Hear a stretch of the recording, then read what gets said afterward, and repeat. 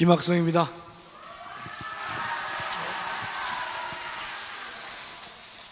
우리 대한민국 전체가 시리에 빠져 있었고 또 고통 속에 나날을 보내고 있지만 우리 포항의 애국 동지들께서 즐거운 마음으로 또 기쁜 마음으로 이 자리를 가득 채워주셔서 너무나 감사드리고 또 감사를 드립니다.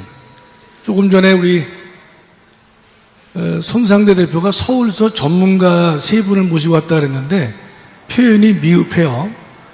우리 정강 목사님 가장 좋아하시는 숫자가 허다한 무리에서 500명이었고 다시 120문도였었고 70명으로 줄였고 다시 12명으로 줄였는데 12명 제자 중에서 가장 애제자가 3사람입니다. 베드로, 요한, 야고보죠. 서울의 전문가가 아니라 우리 목사님이 아끼시는 3 제자가 함께한 것입니다. 제가 봐도 말을 참 정확하게 잘해요. 그렇죠? 예. 제가 원래 이번 주에 준비한 것은 목사님께서 연방제 문제점을 이야기하라고 하셔서 제가 이제 연방제에 대한 문제점을 준비를 했는데 제가 연방제만 하면 좀 약해서 하루는 연방제, 하루는 예컨대 지금 6.25가 내일이기 때문에 기념회에서 제가 6.25에 대한 역사 교과서의 문제점을 이제 나누어서 제가 설명을 했는데 그러니까 연사가 3밖에 없어서 핵심이 제가 빠른 속도로 연방제도 하고 그다음에 역사 교과서의 문제점도 제가 동시에 하도록 노력을 해보겠습니다. 이 포항의 애국동지들이 열심히 해주셨기 때문에 힘을 다해서 한번 2가지를 모두 동시에 마스터를 해보도록 하겠습니다. 먼저 한반도 통일정책인데요. 부제를 보면 연방제 통일방안은 위헌이다. 우리 목사님께서 늘 연방제 하시는데 연방제가 여러분 머릿속에 쉽게 정리가 안 될 수도 있습니다. 정확하게 한번 정리를 제가 해드리겠습니다. 다음이요.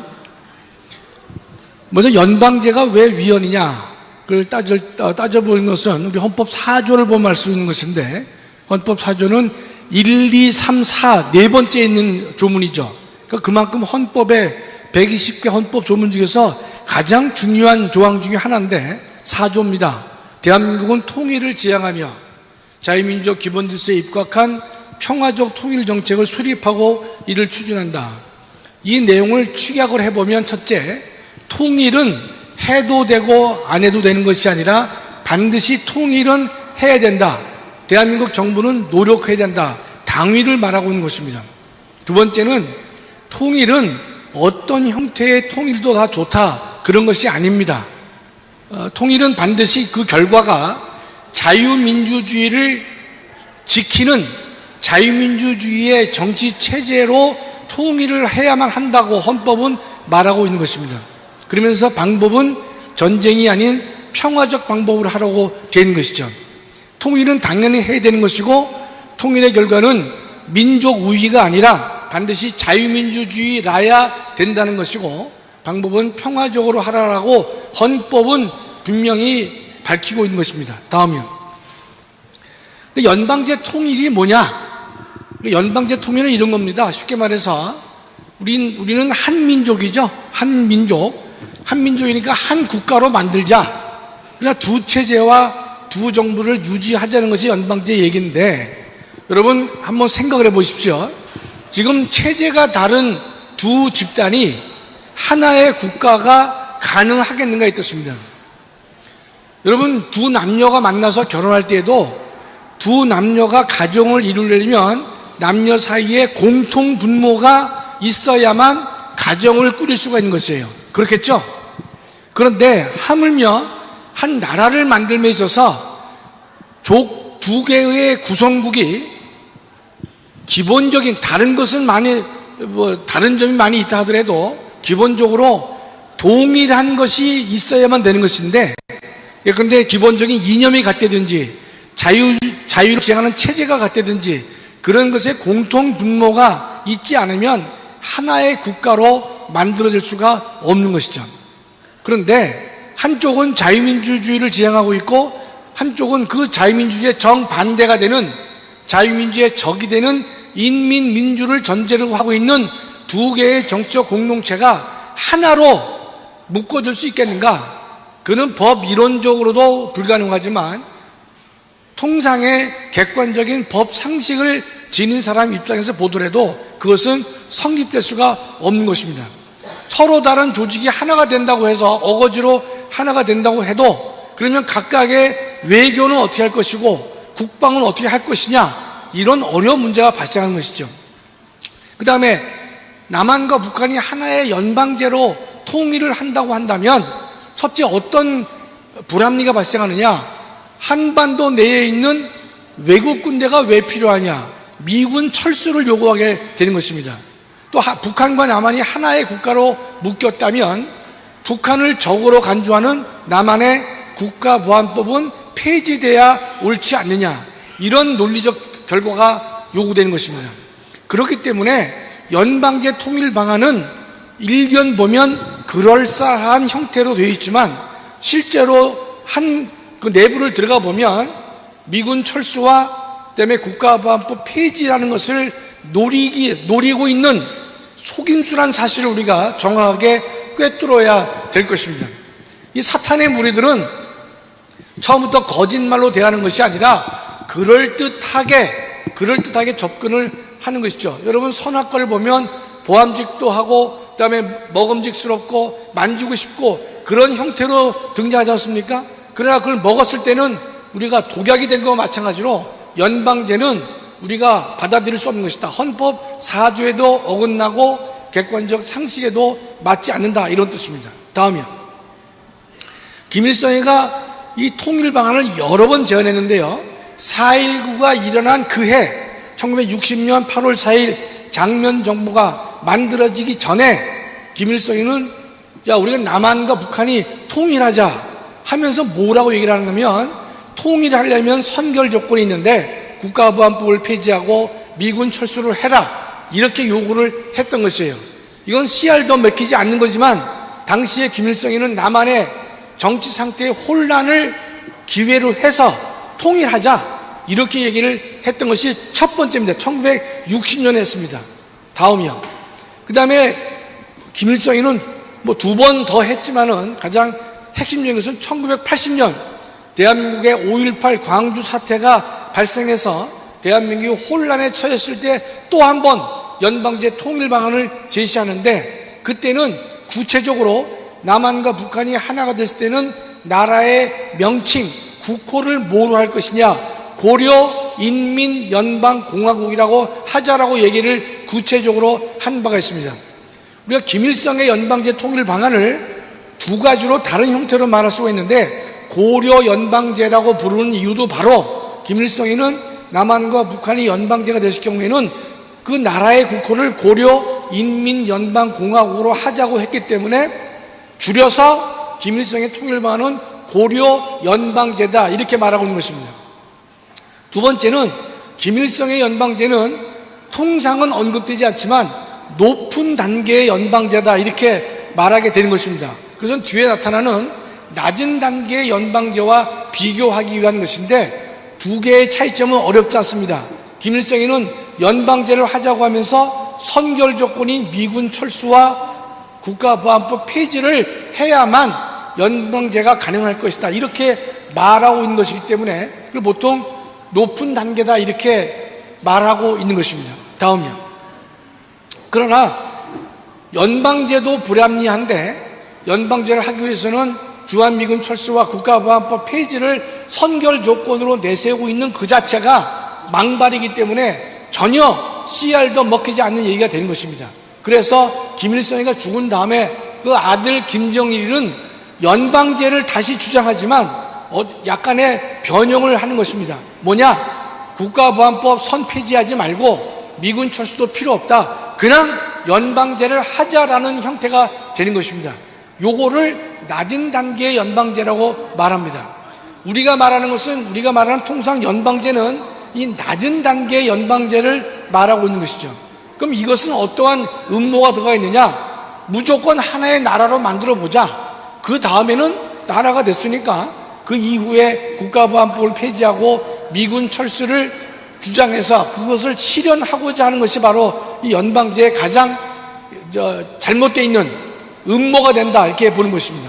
그런데 이런 김정일의 연방제에 대해서 대한민국이 어떻게 화답을 했느냐? 2000년 6월 달에 김대중이가 가가지고 비록 명칭은 남측 연합제라는 말을 썼지만 실제로는 북한의 연방제와 그 내용이 동일한 것입니다.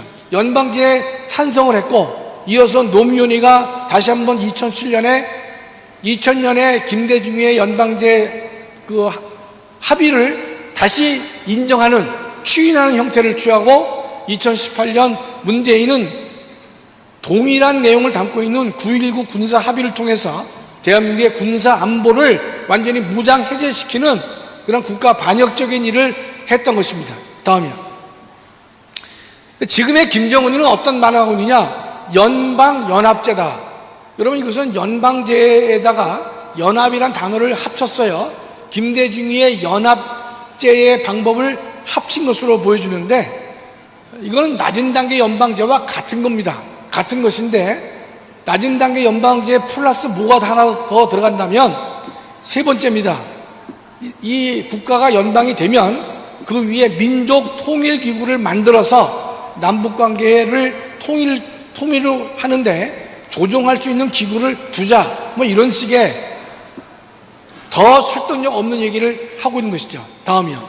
그랬는데 이 재작년 12월 달에 김정은이는 남한과 북한의 관계를 완전히 단절시키는 발언을 합니다. 남한과 북한은 더 이상 하나의 동족으로 볼 수 없다. 또 두 번째, 동질 관계도 아니고 남한과 북한은 적대적 두 국가 관계다. 그렇게 함으로써 우리 5천만 국민들이 가장 원하는 통일을 근본적으로 부정하는 민족 반역자의 행태를 보인 것이 바로 김정은이가 되는 것입니다. 그러면서 셋째 줄에 보시면 남한과 북한은 전쟁 중에 있는 두 교전국 관계이다. 이렇게 남한과 북한을 적대 관계이고 두 민족이다 라고 해서 우리 모든 한민족의 염원을 부정하는 발언을 하는 것이 바로 김정은이가 되는 것입니다. 다음이요. 그런데 대한민국의 규모가 큰 이 민주당이란 정당은 그 제일 하단에 보시면 강령, 당원, 당규 2023년 5월로 되어 있지 않습니까? 우리 전광훈 목사님께서 늘 민주당의 강령 6호를 지적하고 계시는데 이 내용을 이번에 다시 한번 확인을 제가 해봤어요. 2023년 5월에 나와 있는 것인데 여러분도 인터넷을 치시면 바로 찾을 수가 있습니다. 그 민주당 강령, 이 강령은 민주당의 헌법의 전문이라고 볼 수 있는 조항들인데 그걸 강령 6호를 보면 6호는 통일정책입니다. 통일정책을 보면 첫째 줄에 6.15 공동선언, 김대중이죠. 노무현의 14선언, 그 다음에 문재인의 4.27 선언, 9월 평양 공동선언 등 남북 간 합의를 존중하고 계승하고 적극 이행한다. 이것이 지금의 민주당의 통일 방안이 되는 것입니다.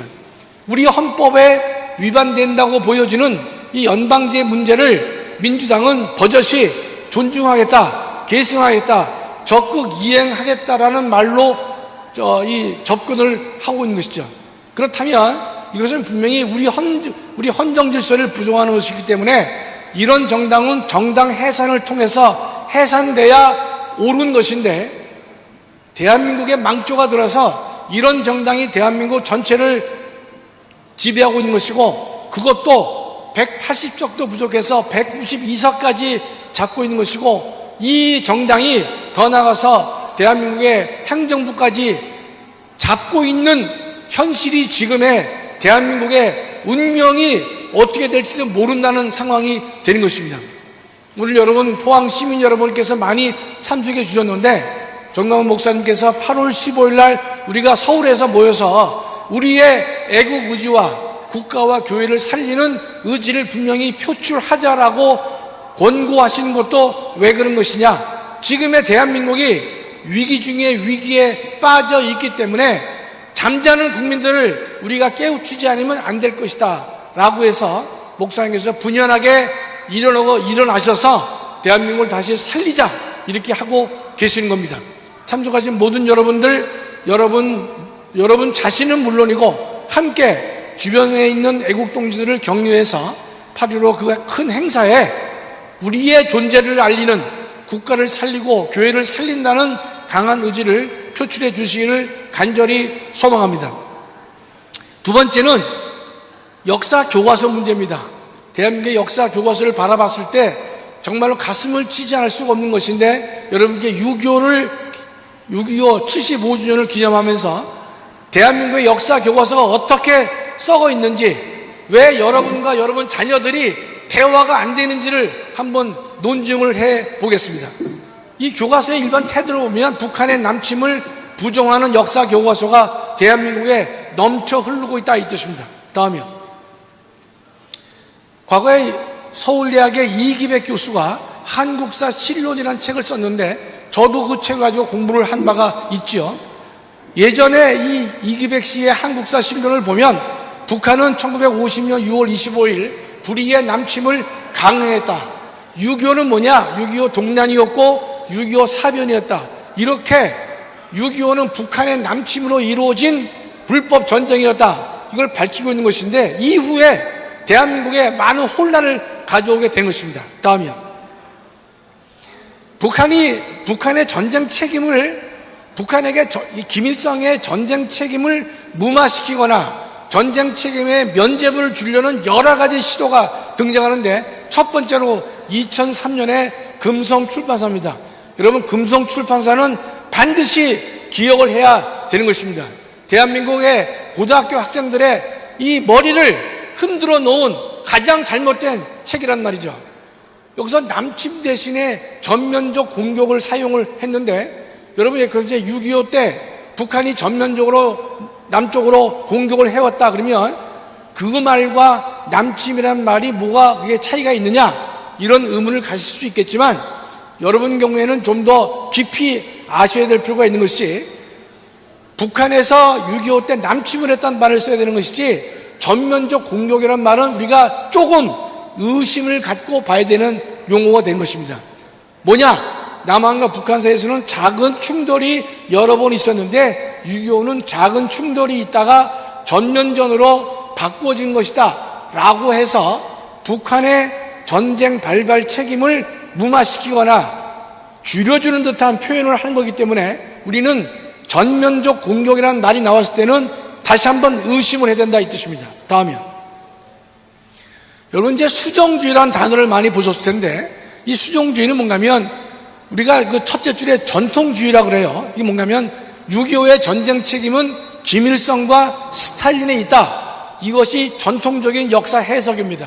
그랬는데, 이 1920년도에 보면, 2010년에 보면 시카고 대학의 브루스 커밍스, 여러분 많이 들으셨을 거예요. 커밍스라고 하는 인간이 뭔 얘기를 하느냐? 수정주의, 즉 전통주의를 약간 비틀어요. 그 수정을 했다는 뜻입니다. 그 별게 아니에요. 어떻게 비틀느냐? 6.25 전쟁은 이승만과 미군에게도 책임이 있다. 처음에는 책임이 있다고 하다가 나중에는 아니다. 어떤 사람이 등장하는가 하면 남한이 북한을 갖다가 뭐 쳐들어갔다. 이런 말까지도 나오게 되는 가장 첫 번째 기원이 바로 저 인간입니다.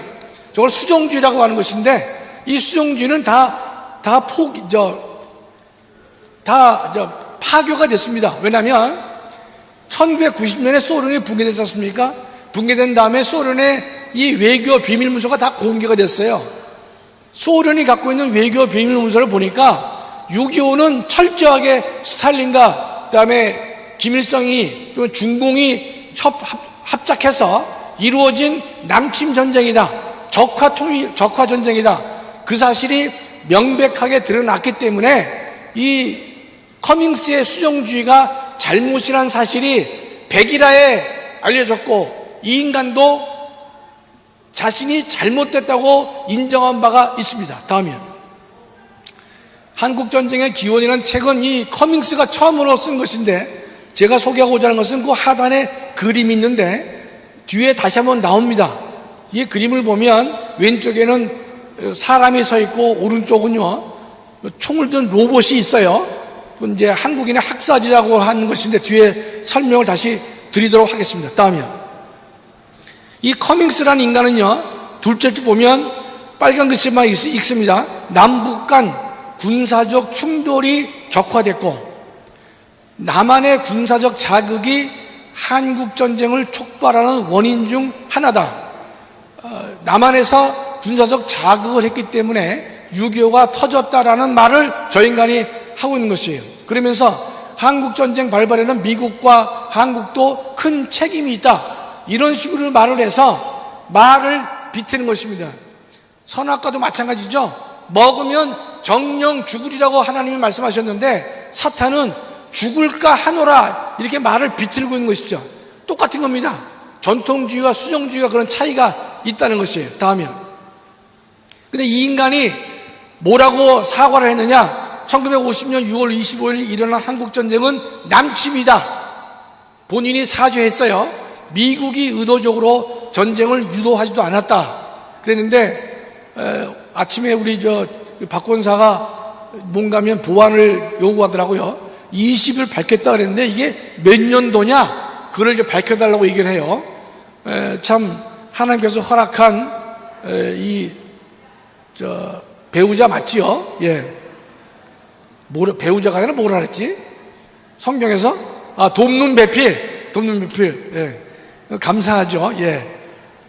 적극적으로 쓰지는 못해도 이런 건 잘 고쳐줘요. 예.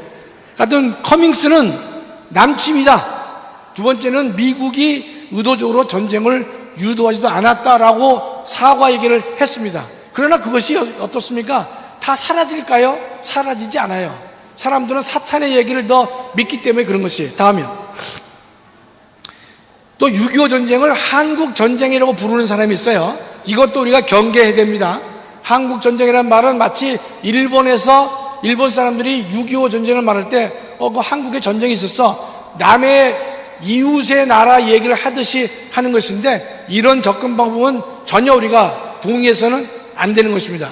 이 금성출판사 책을 보면요, 김일성이를 상당히 항일 투쟁의 애국 투사인 양 강조를 하는데 반면에 이승만 대통령은요, 전쟁 중 양민을 학살했고 휴전을 지연시킨 전쟁광으로 묘사를 하고 있는 것입니다. 이게 터무니없는 얘기죠. 휴전을 지연시켰다? 말이 안 되는 것이죠.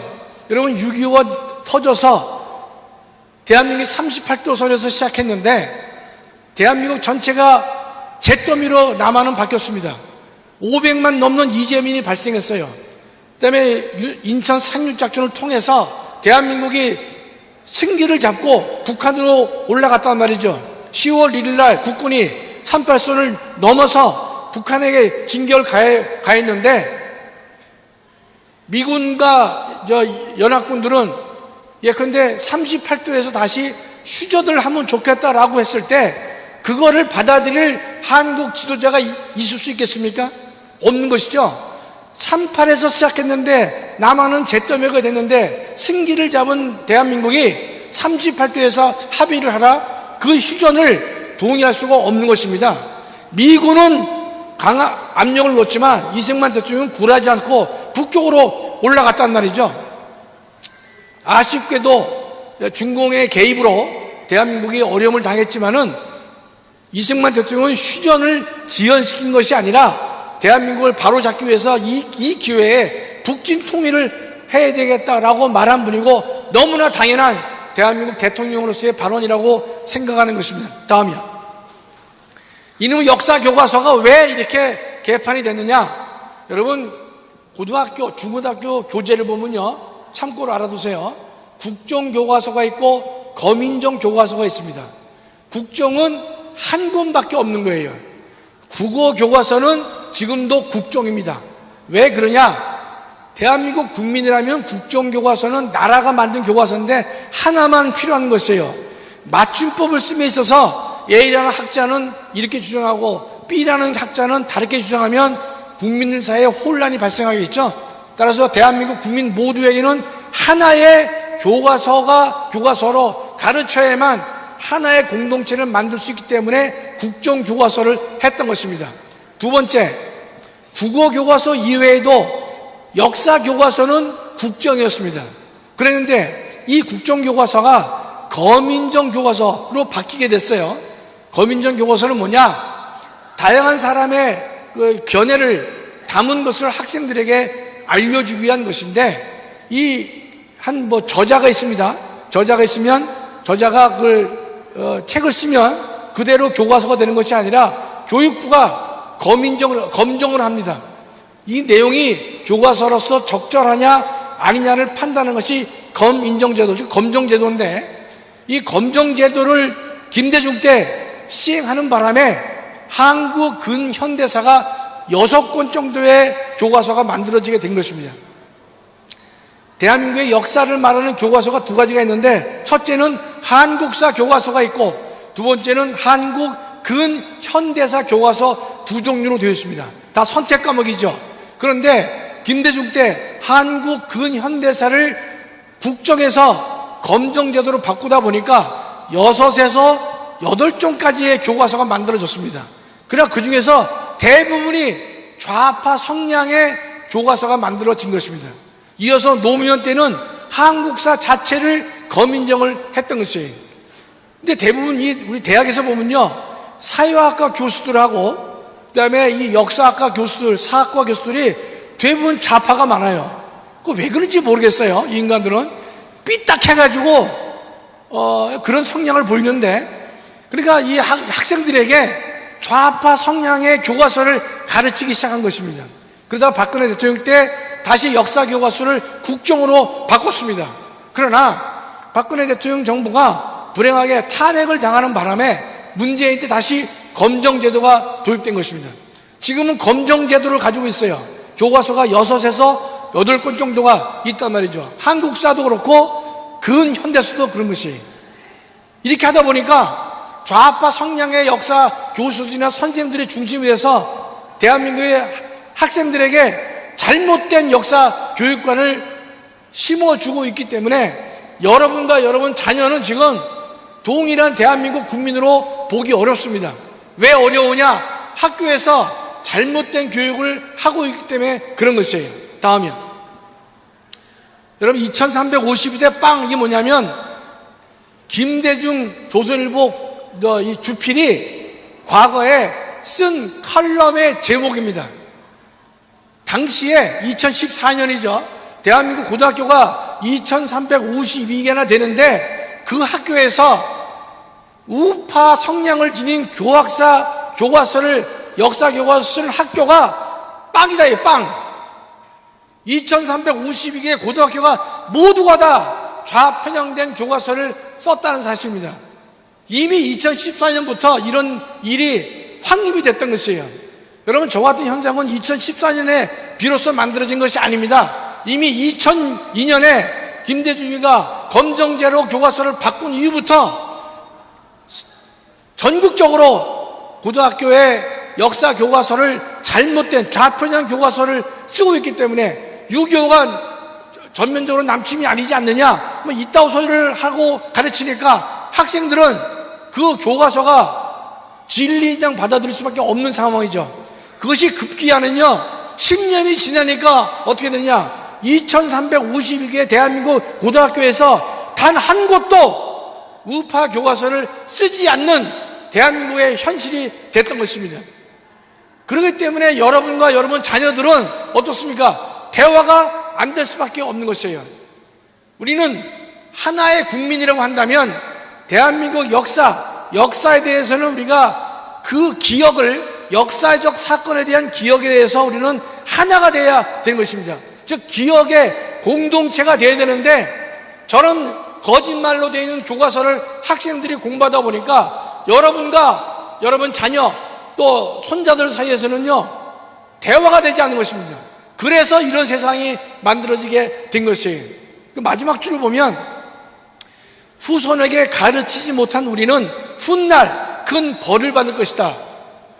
이 김대중 주필이 2014년 11년 전에 쓴 칼럼인 것입니다.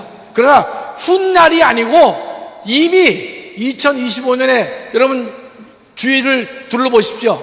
이미 여러분과 자녀들은 대화가 되지 않을 정도로 격리가 되어 있고 분리가 되어 있고 하나의 대한민국 국민이라고 보기 어려운 그런 시절을 우리가 살고 있는 것입니다. 100년 후 우리가 큰 벌을 받을 것이 아니라 불과 10년도 안 돼서 우리는 이러한 벌을 받고 있는 것입니다. 거기에 누구의 책임이냐? 정치 지도자들의 책임이 분명히 있는 것이죠. 예컨대 노무현이가 검정제를 했으면 이명박 대통령이 돌아오게 되면 이명박 때부터 야, 이건 나라를 세우기 위해서는 검정제도를 해야 된다 라고 했는데 이명박 대통령도 그냥 넘어간 것이에요. 하다 보니까 박근혜 대통령 때 비로소 국정을 처음 도입하다가 탄핵돼서 이정이 된 것입니다. 여러분 너무 가슴 아프지 않습니까? 2350개 고등학교가 단 한 권도 우파 교과서를 쓰지 못한 것이에요. 한 개 교과 쓰려다가 하도 좌파들이 가가지고 난동을 치고 또 겁박을 하다 보니까 그마저 포기를 해서 대한민국 모든 고등학교가 좌편향된 교과서를 쓰고 있기 때문에 우리는 한 시대를 살고 있지만 우리와 자녀들은 같은 국민이라고 보기 어려울 정도로 큰 괴리가 있던 것입니다. 다음이요. 이런 또 태도를 보면요, 이 교과서들이 뭐냐, 유엔군은 우리가 참전했다는 걸 썼잖아요. 대한민국을 도와주기 위해서 우방인 유엔군이 6.25 전쟁에 참전했고 중공군은 우리에게 침략을 했고 6.25 전쟁에 개입했다. 이것이 맞는 기술 아닙니까? 그런데 이 좌표형 교과서 보면 일부는 유엔이 개입을 하고 중공이 참전했다. 누구 입장에서 쓴 겁니까? 이것은 북한 입장에서 쓴 글이에요.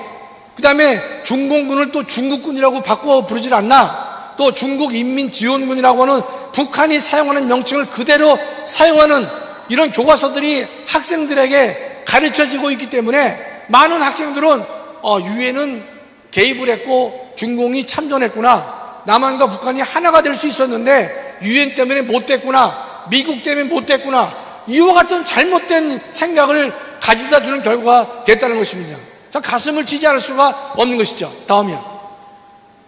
그러면서 남한이 전쟁의 피해자인데 피해자가 아닌 양 물타기를 했어요. 첫째 줄 보면 전쟁 중에는 민간인 희생이 따를 수밖에 없습니다. 왜냐하면 미군하고 한국 국군이 전쟁 중에 오폭이라든지 잘못 작전을 피해서 우리 국민들이 희생을 당하는 경우가 있을 수 있습니다. 그건 뭐 전쟁 중에 불가피하단 말이죠. 그런데 그 민간인 희생을 민간인 학살이라고 부르고 집단 학살로 표현돼 가지고 학생들에게 잘못된 인식을 주고 있단 말이죠. 둘째 줄에 국군과 미군에 의한 학살에만 초점을 두고 있는 이 좌편향 교과서를 학생들이 접근했을 때 학생들은 어떤 생각을 하게 되겠냐 이 뜻입니다. 그래서 북한의 만행은 넷째 줄에 일체 언급을 안 합니다. 북한은 어떤 만행을 벌였느냐? 북한은 인민재판에 의해서 12만 명의 대한민국 국민을 처형했습니다. 12만 명을 처형한 것이에요. 납북된 사람, 강제로 끌려간 사람이 9만 6천 명이 됩니다. 이걸 제가 숫자를 공개할 때 대충 여러분 제 상상으로 썼겠어요? 저는 상상으로 쓰는 성격이 못 됩니다. 반드시 글에 의해서 제가 이걸 여러분께 소개를 하고 있는 것이에요. 12만 명이 죽었고 9만 6천 명이 강제로 납북되었다면 이보다 더한 만행은 없지 않습니까? 그러나 이와 같은 큰 만행에도 불구하고 셋째 줄에 보면 충북 노군리에서 발생한 민간인 희생 사건을 부각시켜가지고 뭐 민간인 학살이다 이렇게만 부각시키는 것이 좌파 정부요 좌파들의 생각이 되는 것입니다. 역사를 전혀 잘못되게 가르치고 있다 이런 뜻입니다. 다음이요. 아까 그 한국전쟁의 기원이라는 책의 표지인데 이건 피카소가 그린 것입니다. 보시면 왼쪽은 사람이 이 맨몸으로 서 있고 오른쪽은 총구를 대고 있단 말이죠. 다음이요. 피카소가 신천 학살이라는 것을 묘사한 그림인데 프랑스 공산당이 피카소가 공산당원이거든요. 부탁을 한 거예요. 한국에서의 학살이라고 하는 그림을 그려달라고 얘기를 하니까 피카소가 잘 알지도 못하고 저런 그림을 그렸습니다. 이걸 갖다가 이 브루스 커밍스는 자신의 한국전쟁의 기원의 표지에다가 담고 있고 또 저와 같은 내용을 갖다가 우리 한국 교과서가 일부 싣고 있다 이 뜻입니다. 그렇다면 많은 사람들은 피카소가 그렸네, 한국에서의 학살이 있었구나, 이렇게 이 젊은 학생들의 머릿속에는 그것이 박혀있기 때문에 2003년 전부터 시작된 일이기 때문에 지금의 40대, 50대가 여러분 아무리 얘기해도 말을 듣습니까? 안 듣습니까? 안 듣는 것이 30대 후반과 40대, 50대가 좌파를 적극적으로 지지하면서 견고한 콘크리트 층을 만들고 있는 것도 바로 이와 같은 역사교육의 잘못된 역사교육의 결과라고 저는 분명히 확신하고 있는 것입니다. 다음이요. 마지막입니다. 우리가 한 나라의 국민이라고 한다면 국적이 같을 때 우리가 국민이 되는 것이죠. 그건 법적 요건에 불과합니다. 그러나 하나의 정치적 공동체가 국민으로 남기 위해서는요, 그 국민 사이에 공통의 가치를 공유해야 되는 것입니다. 공통의 이념, 공통의 가치, 목표를 공유해야만 하나의 국민이라고 볼 수 있는 것인데, 여러분 예컨대 우리가 역사교과서 배울 때 임진왜란의 그 영웅이 누구냐? 이수신 장군이다. 거기에 대해서는 전혀 이의가 없죠. 좌나 우나 따지지 않고 다 그건 똑같이 이수신 장군이 대한민국을 살렸고 일본의 침략을 무너뜨린 영웅이다. 이의가 없어요.